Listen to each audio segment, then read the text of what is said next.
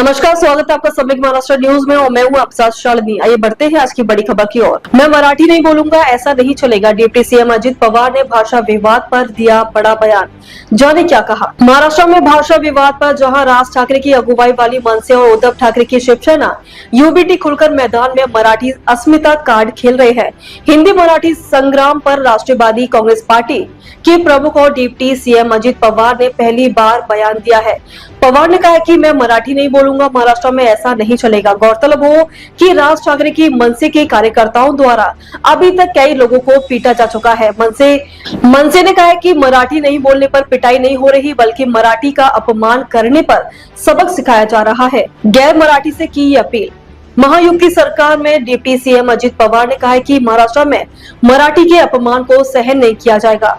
उन्होंने कहा है कि सभी भाषाओं की इज्जत करें। पवार ने यह भी कहा है कि मराठी बोलने की कोशिश करें। पवार ने गुरुवार को एक कार्यक्रम के दौरान मीडिया से बातचीत में कहा है कि महाराष्ट्र में नए लोगों से मराठी में धारा प्रवाह होने की उम्मीद नहीं की जाती, लेकिन उन्हें कम से कम इसे सीखने और इसके प्रति सम्मान दिखाने का प्रयास तो करना ही चाहिए। अजित पवार ने राज्य की भाषा और संस्कृति, खासकर भारत के अन्य हिस्सों से आए लोगों के प्रति अधिक सम्मान का आह्वान किया है। पवार बोले, भारत की कोई एक भाषा नहीं। मुंबई में इसे मुद्दे बोलते हुए अजित पवार ने इस बात पर जोर दिया कि भारत एक विविध और बहुभाषी देश है, लेकिन हर राज्य की अपनी भाषाई पहचान है जिसका सम्मान किया जाना चाहिए। पवार ने कहा कि हर राज्य में उस विशेष क्षेत्र की भाषा महत्वपूर्ण है, उसका सम्मान किया जाए, उसे प्राथमिकता दी जानी चाहिए। उन्होंने आगे कहा कि भारत एक राष्ट्र है।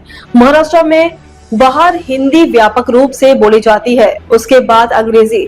पवार ने कहा कि जम्मू कश्मीर से लेकर कन्याकुमारी तक पूरे देश में यही स्थिति है। पवार का ये बयान ऐसे वक्त आया है जब कुछ दिन पहले राज्यपाल सीपी राधाकृष्णन ने कहा था कि अगर मराठी नहीं बोलूंगा तो क्या मारेंगे।